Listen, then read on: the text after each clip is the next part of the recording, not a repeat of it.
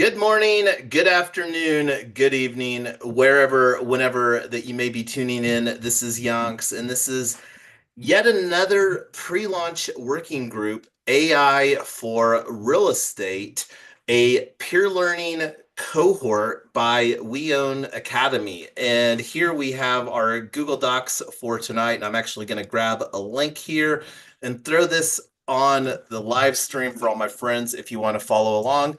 Link to Google Docs subtab for tonight's agenda. This is a very subtab heavy document. And one of the things that we're going to talk about, let's actually just scroll down real quick here. FELG culture, always going to talk about our FELG culture, fun, earning, learning, and giving. And don't even have anything. This is our templated agenda. But that being said, what all would you like to talk about? And I'm going to kick this over to Tyler for you to start it off, and then we can go around and see if there's anything else that we want to talk about during tonight's working group. I want to get the email finalized for our distribution. I want to get the presentation finalized. And if we have time, I'd like to get the lock set up and get that going, unless you don't want to do that online. So about the if you're talking about the unlock, I'm actually kicking that over to a conversation because I'm not exactly sure what want that to look like. I'm thinking that we should do, but again, I'm looking for a little bit of guidance because with this being a 4 month cohort, one of the things that we're doing on the back end is a deliverable, but it's a high degree of probability that we're going to potentially or likely not use the unlocked checkout workflow. And one of the things that I'm going to put on here that I'm going to, and I'll absolutely agree as far as the finalize email and finalize the presentation. And the way that I look, and this is the webinar pitch deck. And do you remember what working group it was that we did this with Plus AI? I think it was looking over here. Here was the prompt for 14, and I think that we revitalized the prompt on working group 15. So I'm fairly certain because we didn't live stream the last two. So it was working group 15 that we did our creation. And this, for those of you that want to see a fabulous tool, this is now the second time that we've used plus.ai or plusai.com to create our Google Slides deck for this webinar presentation. Webinar, let's call it an overview, cohort webinar overview for cohort. And then one of the things I absolutely want to talk about is getting our WeOwn.Academy at using WordPress.org at www.weown.academy. And one of the things that I just installed here before we went live is our WP Launchify. And I don't know if you all remember, but this is a solution that we're going to be using the launch kit here tonight to install some WordPress plugins. Not a WordPress expert. I've been using WordPress for literally decades with not any like traction around any sites. But anyway, those are three things that we've got. And I'm going to kick it over. I see Zippity has an open mic. Would you like to add anything to this here tonight, Zippity? Just wondering,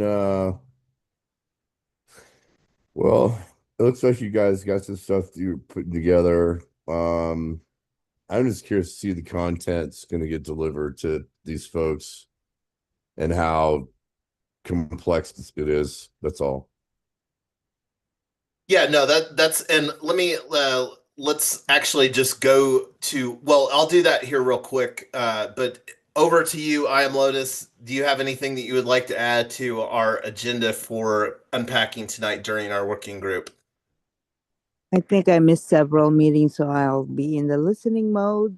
Did y'all have a meeting this afternoon? Because I could We did, but Tyler was in nap mode and I was in like I was like on for about 15 minutes and nobody else joined and I was like, "Hey, working group 17 will be one that we don't live stream that was scheduled and this is like I said before we went live, we get to operate on our own schedule, and that's one of the things that I absolutely love about how that we're building is that we're not beholden to any third party people yet. And this is something that's going to change here pretty quickly because we've been in pre-launch. I mean, this is still a pre-launch conversation, but now this is rubber meets the road. We're asking people to open up their wallet, not a small amount. $500 a month for a lot of people is life-changing money. I will go on the record time and time again and say that that's one of the things that we absolutely intend to architect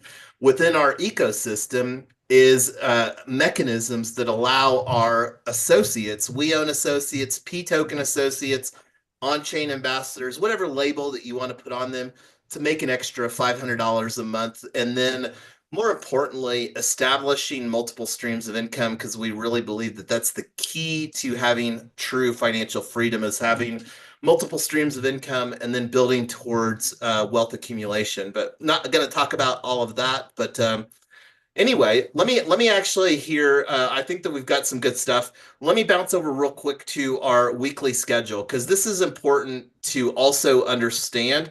Is that we're really looking to get feedback, and one of the tools that we've been talking about, we'll continue to talk about, and those side conversations are even ramping up in the WeOwn dev chat.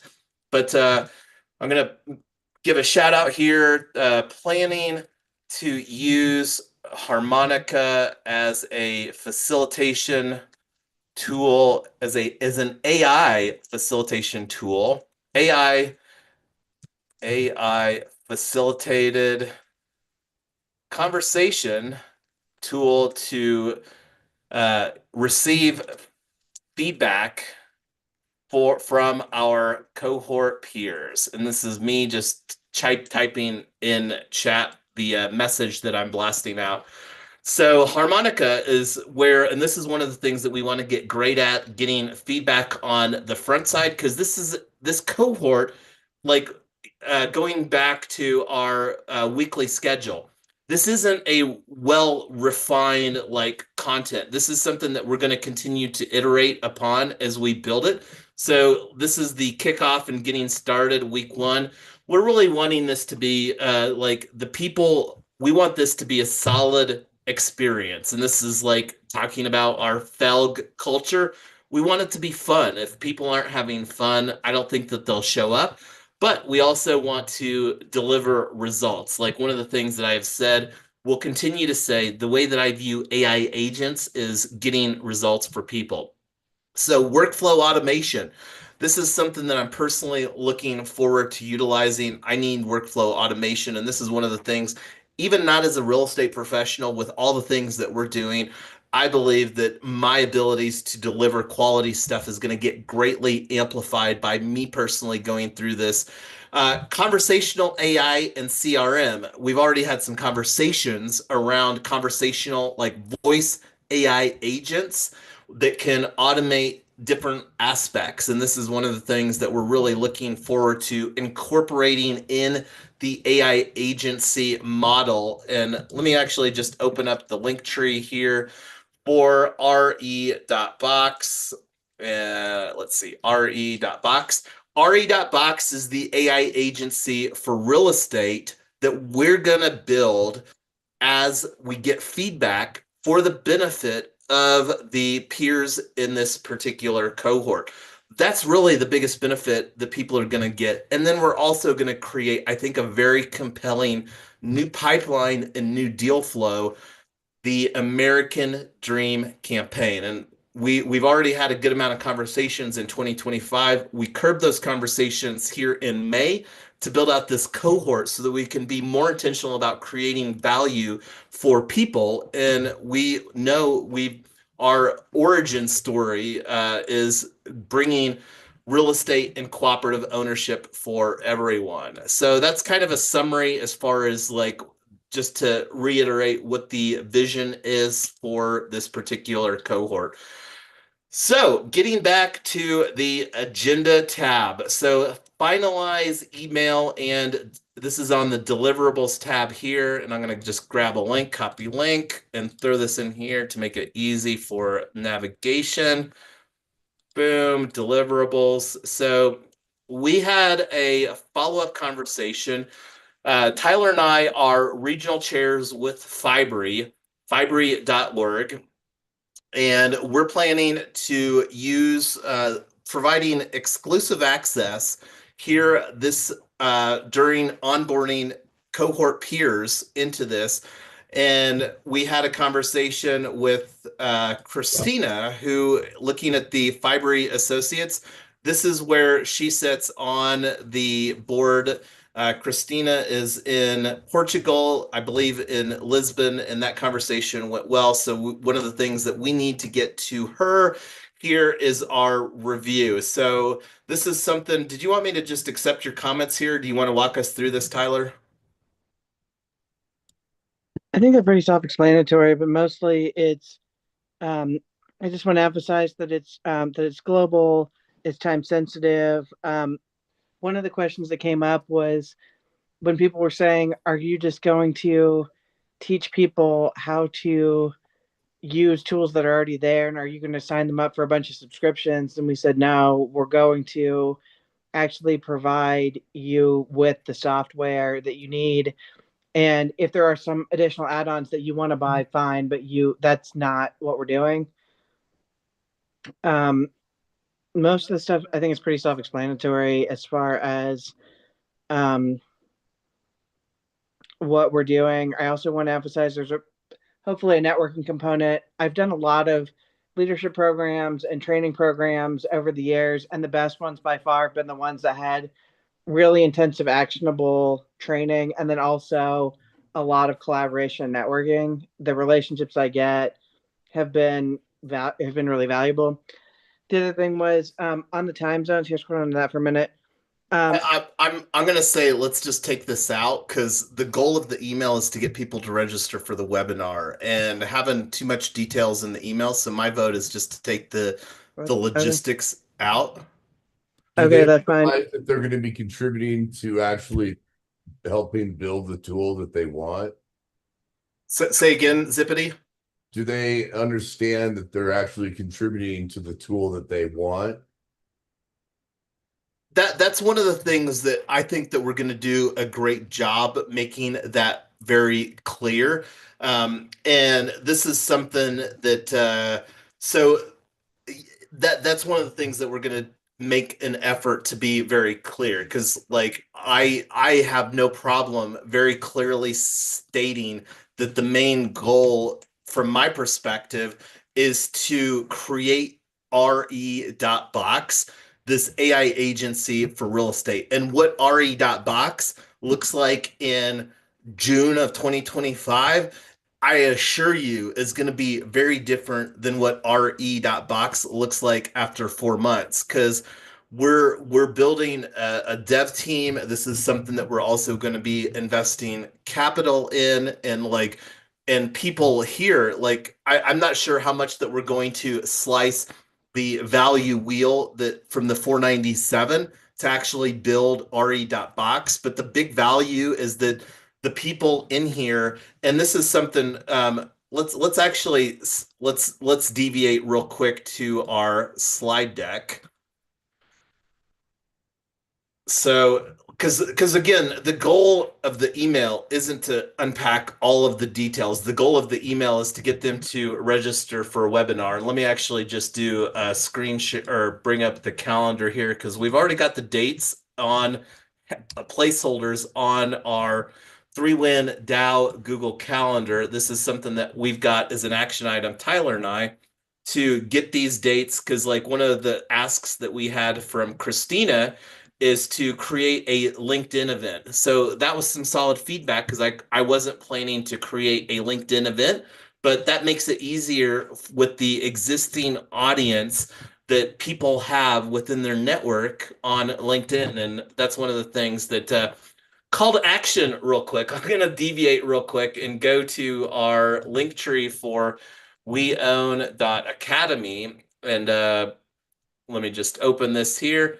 So if you're not on our following WeOwn.Academy, follow right now here, WeOwn.Academy. Please follow our company page on LinkedIn. So love LinkedIn. It's unquestionably the top business networking site. What I think over 1 billion users. Tyler and I are both paying money to LinkedIn for the value that we're getting out of here. So this is an action item that we have that I'm actually going to add real quick to our agenda is create, and I'm gonna not even do it here. I'm gonna do it on the deliverables. Let me make sure here. Let's see. Create the Luma events. Create the events. The events, and let me indent this where we've got Luma, and I'm gonna make this a checklist here. Luma on Yonk's team calendar, LinkedIn, Eventbrite. I think that that's good enough. And we can take off the what that looks like for the Eventbrite. But going back to the calendar here real quick. So we're planning to host the first webinar here using this pitch deck in less than 12 hours. So, and this, we're largely positioning Thursday as a live run to really refine, and who knows, people might show up, but this is going to be an iterative process. But anyway, let me go into slideshow mode because this is something that we were wanting to finalize. Did we actually make any changes based upon the comments that we made, Tyler? I thought it was pretty thorough the way it was written, but yeah, Christina just really wanted to make sure that we had something thorough enough that Yeah, and I mean, to be completely clear, I would have no problem pitching this in tomorrow in less than 12 hours. So anyway, slideshow mode, let's go. And this is just a testament to how fabulous that this tool is, but let's see. My computer is not liking the presentation mode. Not sure why that is. Let me try it in a different browser. Share.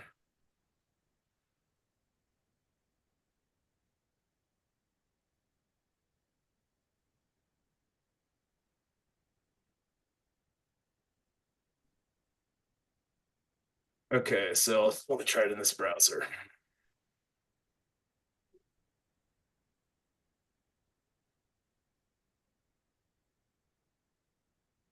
Maybe I'm choking out resources on my computer here. Closing some windows.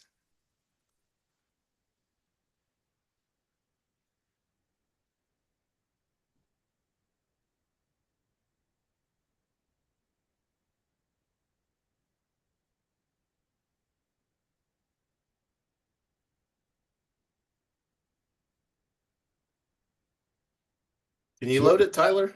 so is the idea, hey, you guys tell us what tool you think would be the most valuable for you to use, and we'll help you build it. No. So most people here in 2025 are asking the question how to use AI. And the tool that we're going to be building is an AI agency model with re.box. Most people aren't even understanding what an AI agent is. There's so much confusion around what that even means because most people are thinking about using ChatGPT. ChatGPT is currently the predominant tool for using AI. So, like talking about here, let's actually go to this. We talked about this the other night. This blog post is something that we have a $500 reward on, and I'm actually going to do a save name current version version discussed during working group number 18. So this is something that I did a very simple Google search, AI real estate. And then I put in this screenshot here because this is some valuable information because we know how much information that Google has. People also ask, how is AI used in real estate? Which I put here as a question that we should answer within this blog post. Will AI replace realtors? And then another question, is Zillow using AI? I don't care about unpacking that for obvious reasons. And then how to use AI to sell a house. So this is something that we're going to be asking or answering these questions. How is AI used in real estate? So that's something that people are already asking. Google tells us very clearly that people are asking this question. We want to answer all three of these questions through this peer learning cohort and guide people through the process where the goal, and this is with Story Brand, the goal is to make people, the cohort peers, the heroes in this. And the way that they're the heroes is that, like, let's just be honest with like the other value proposition. And I'm going to bounce back over here to goals and FAQs, like thoughts, benefits, etc. So create new deal flow pipeline for real estate professionals, the American Dream Campaign. The only people that are going to have access to do the American Dream Campaign are the people that are going to be participating in this cohort. Like here in Colorado with the average price, $500,000. If somebody sells one new home in 1 year using the American Dream, that like they can say, hey, I sold this house because of the American Dream Campaign, that's going to be like a 10x return out of their investment of $497 a week in or a $497 a month into this peer learning cohort. So that's another value proposition, not even related to the AI agency model that we're going to be creating. Okay. Come on, slideshow. Let's go here. Anyway, maybe I should just go through it here. This is good enough. Fit. Not sure why preview is not working. Agenda, that just breaks it down. What is AI for real estate cohort? Peer learning cohort, virtual slot, virtual recorded sessions. This is a technology solution that we need to figure out. I don't know what that's going to look like as far as making these recorded sessions replayable. That's something that we need to figure out here within the next week or two, at least next week to 3 weeks, quite honestly. I believe that that's not a problem. So understanding peer learning cohorts, and I made a comment here, collapse this into slide 3, whether we do that. Weekly time commitment, 2 1-hour weekly sessions, attend 2 live Zoom sessions each week, likely on Tuesday and Friday mornings, to engage with course content and peers, optional office hours. Join informal sessions for QA, insider podcast access, flexible participation, cohort completion rewards. This is something that I wanted to clean up. This is where we're really looking to make this a no-brainer value proposition for people. And I feel like I've got it a little more clear over here in the benefits. Let me see where it's at. Is it in the deliverables? Let's see. Search. We own. Okay, this is in the FAQs on the goals and FAQs. What do I get upon cohort completion? Cohort peers with 75% participation, i.e. 24 of the 32 of the 2 weekly Zoom sessions, plus feedback loops, i.e. harmonica, pools. I don't even know what pools is. What is pools? I'm just going to put harmonica.chat here since we're planning to use that now. So harmonica.chat. Facilitated. About that. Is that kind of like what we've been using, like Telegram or something, or no? Harmonica.chat? Uh-huh. No. So great question. Harmonica.chat is a virtual facilitator. and it's more chat, like as in chat bot. And this is something that we're going to be like instead, because like one of the things that we had on our deliverables tab down here, and this is where oh, deliverables. So feedback form. And let me actually add here feedback form, discussed again during our working group. Currently planning to use harmonica.chat for obtaining these feedback. Discussed during working group number 18. So yeah, harmonica.chat. And I haven't set up Harmonica. This will be the first time using it. We did get one of the core team members from Harmonica chat in our WeOwn dev side chat. And then I have a fellow DAO friend, Triggs, and shout out to you, Triggs. Thank you.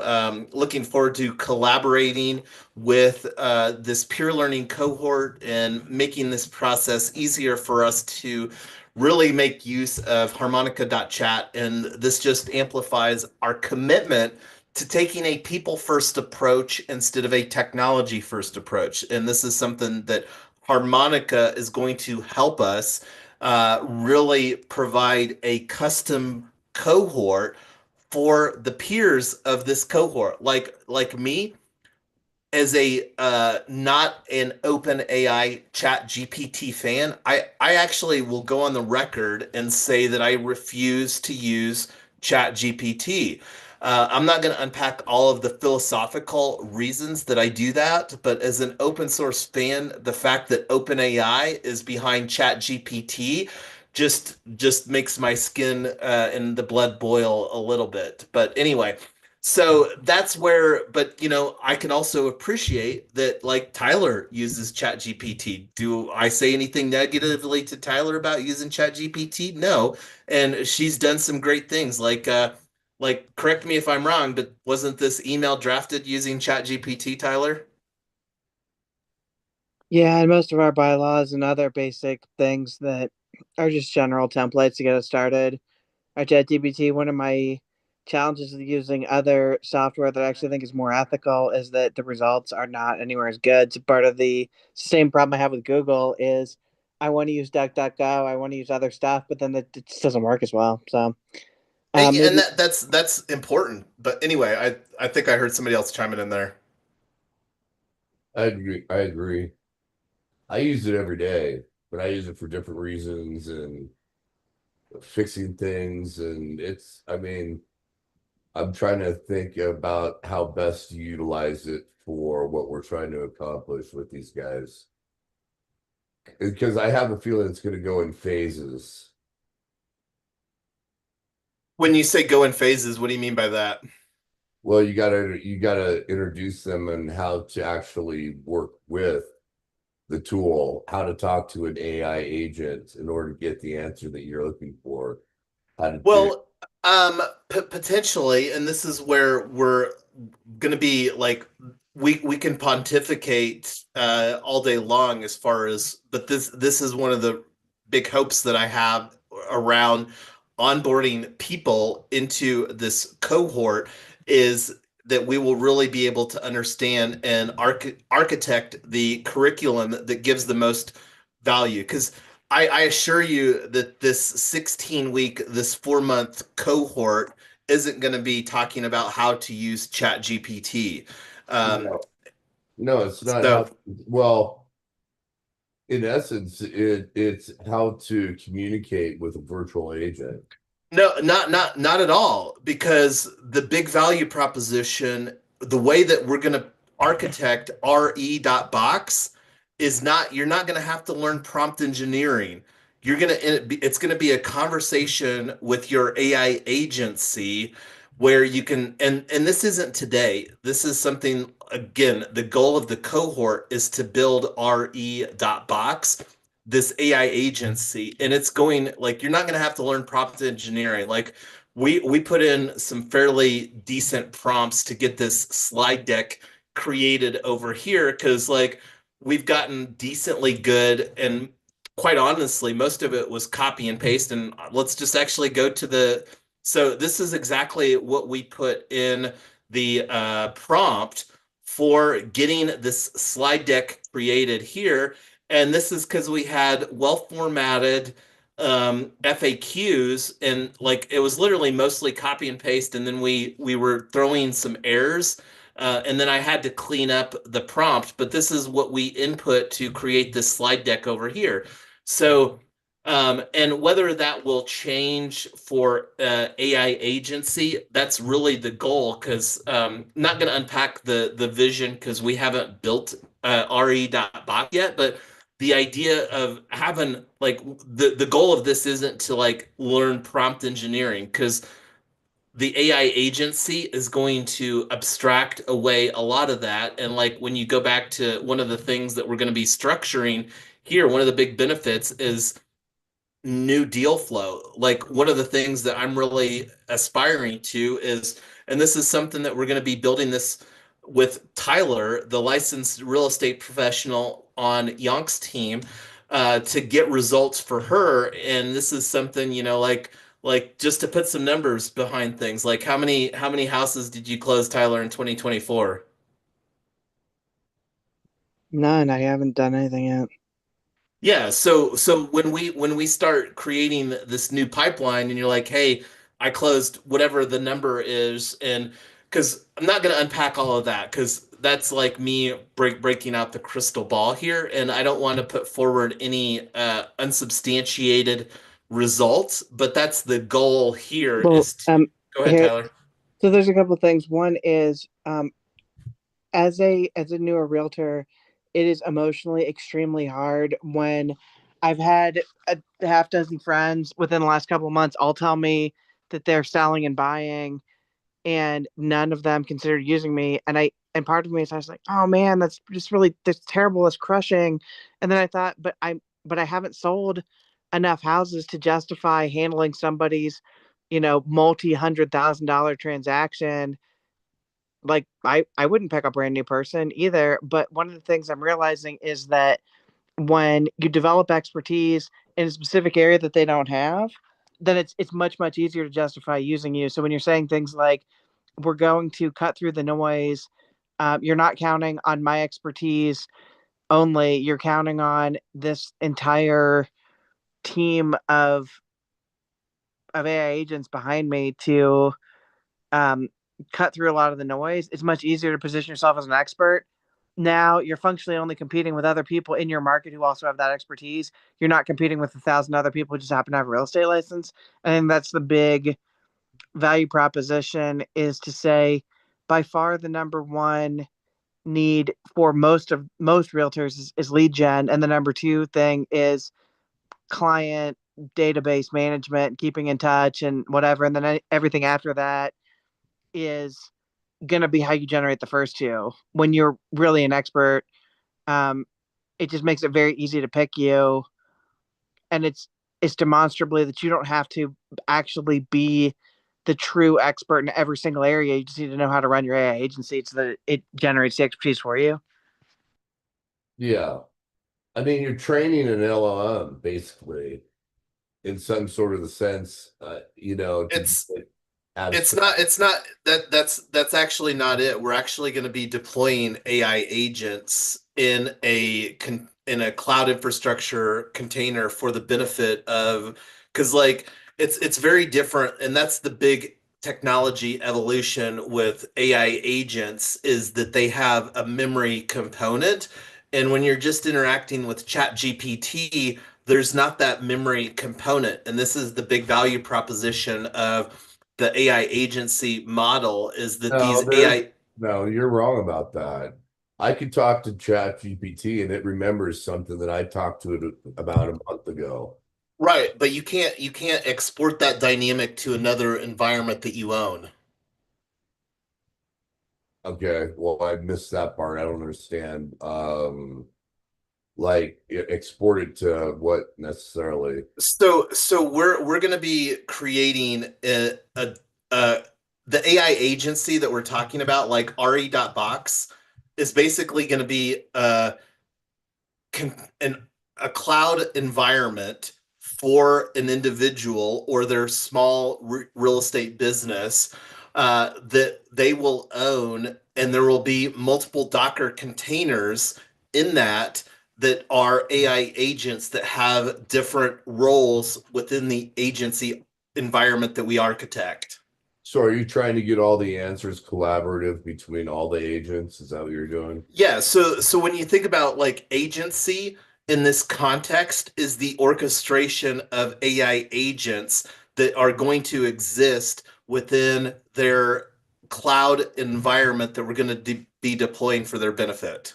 All right. So the AI agent ultimately thinks that it's working with a team of real estate brokers.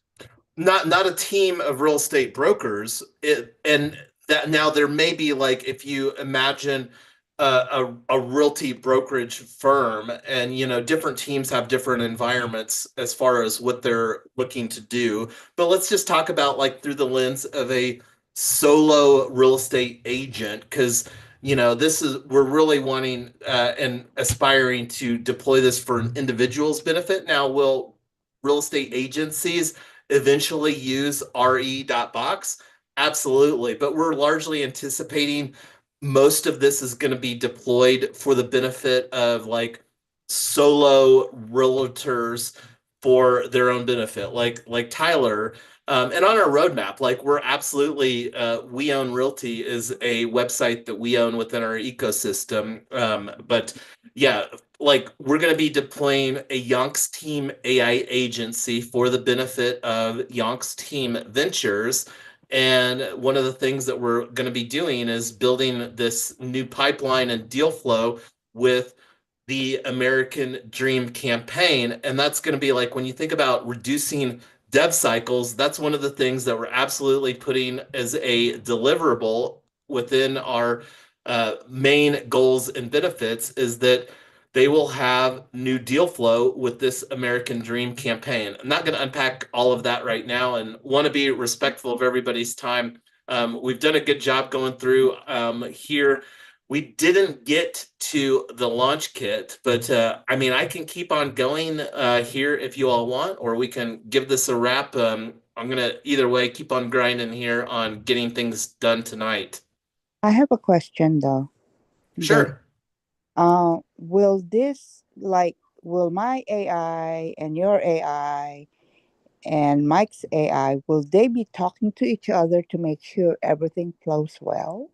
No, because we're going to architect an ecosystem super agent, and that's one of the things. Like, I'm not going to unpack what it's going to look like because like this is very experimental. But like for example, We Own Dev is going to be a dev shop for our ecosystem because most people don't need dev work done on a consistent basis, but we get scale with our AI agency model, the opportunity for them to say, hey, I need this done, and then their AI agency goes to engage with the We Own Dev AI agency to get this dev work done. That's kind of the vision of but no, we're really wanting to keep this where the information in your own AI agency is something that you own that data in your own AI agency. Yeah, but why wouldn't it benefit another broker to say, hey, I'm going to take someone at this to show them this property and that AI agent could be like, oh yeah, another realtor, had gone by and looked at it, and here are some notes that they contributed on the property, so on and so forth. They can't do that due to confidentiality purposes. And correct me if I'm wrong, but like there's not really any notes that can be shared from one viewing experience to another viewing experience. Hmm. So I have a So, question. are you talking about in the MLS or just within the AI agent? I think that's a question for you, Zippity. Well, I think it's like, you know, um, Well, I know these people that are brokers. They went out and took a look at such and such's house, and there were a few issues. It's just like talking about a rumor or hearsay that oh, I heard that there was this about this house or that about that house. I think that there's a lot of regulations that don't allow that sort of behavior, and that may depend on an MLS system. Because how many MLSs are in Colorado, Tyler? Like a half dozen. So maybe more. So there's a couple things there in the MLS. There's the public notes, which if you go on Zillow or any of those, and you see like cozy 3 bedroom, blah blah blah, whatever. That is the public notes. If you're a realtor and you go into the MLS, there are usually extra private notes that say things like um, things that realtors are disclosing to each other, but they're not for public use. And I think a better example of this is I used to work in politics in a former life. And one of the things that candidates, especially candidates in primaries, were always concerned about was giving any information to the party. Because they said if we give it to the party and the party has access to all the candidates, my note's going to end up in my primary opponent's hands. And one of the things that we did specifically there was put up firewalls so that um, you controlled who saw it. So it was after your race was over, it didn't matter anymore. You could release the notes into what was basically the super agent of the party. And if you wanted to not release it in there, then you just didn't. So it was really firewalled off. You were, as the owner of the information, very much in control of what system ultimately got access to it, and we had the controls set so that if you said no, we could just never see it. That we didn't have an override on the back end to say just kidding, like give it to us anyway. So that's Well, that's what I'm imagining this would look like, is to say if you want to release it into the public, fine. If you don't, fine. But the default will be that setting is off. yeah, I can see where there could be a conflict of interest. Like, hey, you can't, talk shit about this piece of property to gain the interest of another party that you want to really sell it to, right? Um, there's some I Well, think there, we yeah, Well, but and on the flip side, hold on. Let me chime in here. And this is one of the broken things about the existing MLS systems, because there's not one. It's a framework of very proprietary. Uh, so there's no standards. There are some standards, but that's one of the things that is evolving very quickly, especially with the proliferation with platforms like Zillow and Redfin. And this is where, like, you think about having inventory, like, because a listing is inventory, and Compass, which is one of the top 10 global brokerages, is increasingly not even listing their properties on the MLS system, where they're more creating a closed garden walled environment. And that's way out of scope of this conversation, because there's so much opportunity to bring technology using on-chain technology that breaks the necessity for all of these proprietary, because, like, how much does it cost normally to access these MLS systems on like $50, $100 a month, or hundreds of dollars a month, or whatever, Tyler? yeah. I mean, it's so well, I think yeah. you get in trouble for not disclosing something too, Well, right? so there's two Well, things in real estate. so There are things that you are legally required to disclose to the other party. Like if you have a good faith reason to understand that a buyer cannot honor their commitment and the contract that they're signing, you have to disclose that. Better, you just not sign the contract. Or if you know that there's a material defect as a seller that they're not saying, you have to disclose that anyway. But there's other things that um, there's stuff that you have to disclose to the other party in contract negotiation where you don't necessarily have to disclose it to the general public. So if somebody says, hey, I know that this guy um, is not quite being on the up and up, but you're not going to necessarily throw that out to the public. But when it gets time to close the deal, you have to tell the other party that. So there's some stuff that's just you don't necessarily want to do for marketing, and there's absolutely stuff that you have to disclose up front. So it's more of a what would you throw into the pool for everybody to see? Like a perfect example is your seller is getting a divorce and they're pretty desperate to make a sale. You would never disclose that. Like you could lose your license for that. Whereas saying things like, this guy's advertising that he has a half an acre, but we had it surveyed and he's only on a quarter of an acre. That's something that you could throw into the world about a certain property, and it's fine because Right. you know what I mean. There's a And term I for it.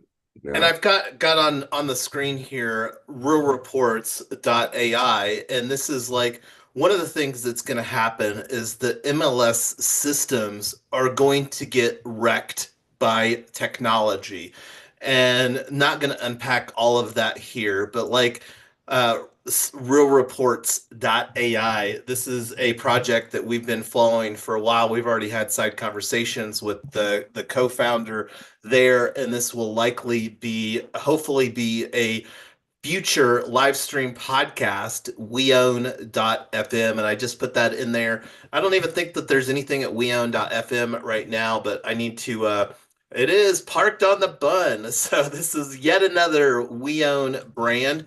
Our podcast, WeOwn.FM, is going to be launching here in tandem with AI for real estate. And this is another thing that I'm personally going to be using AI to really refine the production dynamics around the live stream and podcast format. Love live streaming. Like, the thing that I don't like about podcasting is the additional efforts that have to be done to create a nice published and syndicated podcast. But this is something that we will do. And hit me up on if you've got a project around AI for real estate that we should feature in here. But realreports.ai is definitely one, because like the other value proposition, when you think about like the one of the underlying goals with our ecosystem is transitioning a real estate asset to a tokenized real estate asset. And we're absolutely going to be using AI to find the properties that we want to put in a portfolio.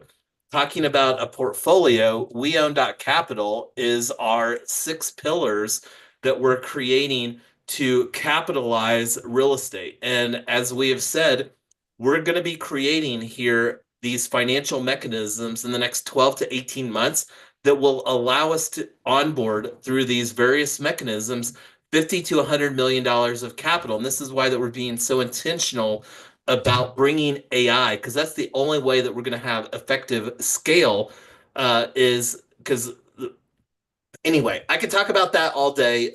We're already 12 minutes past the hour here.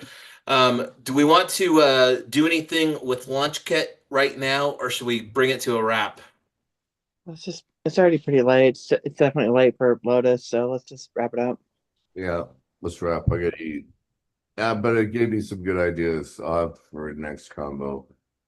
Good. Well, let me take a look here because I don't have any upcoming things scheduled. Let me go to our events calendar here on Luma, because one that I do want to talk about is not even on here. I think it's actually on WeOwn.Network, and this is one that I'm very excited to facilitate a conversation with unicorn.eth. And this is coming up here in less than 12 hours. And let me throw a link in here for this tools deep dive. And this is something that I haven't really amplified yet. And going to do that now through our live stream. But RSVP for this, unicorn.eth. Let me actually go to unicorn.eth in my Brave browser, which redirects to my unicorn account. And I'm going to throw this in here for that. This is something that we've got a side conversation with the core team at Unicorn, and we're working on getting that set up for our ecosystem at WeOwn.app. And hopefully that'll be online, because we're really planning to incorporate this from an account abstraction standpoint. That's something that we like. We all know the pain points around the seed phrase, and this is one of the things that abstracts away the necessity for people doing a seed phrase and getting utility, on-chain utility. But anyway, that conversation is tomorrow. Looking forward to that. And this is something that looking forward to really working with the team to build and just make it easy for us to onboard people into our ecosystem. But anyway, I'm going to stop the share and let you all chime in some closing thoughts before we bring Working Group 18 for AI for Real Estate by WeOwn.Academy to a close. Have a good night, everyone. Thank you.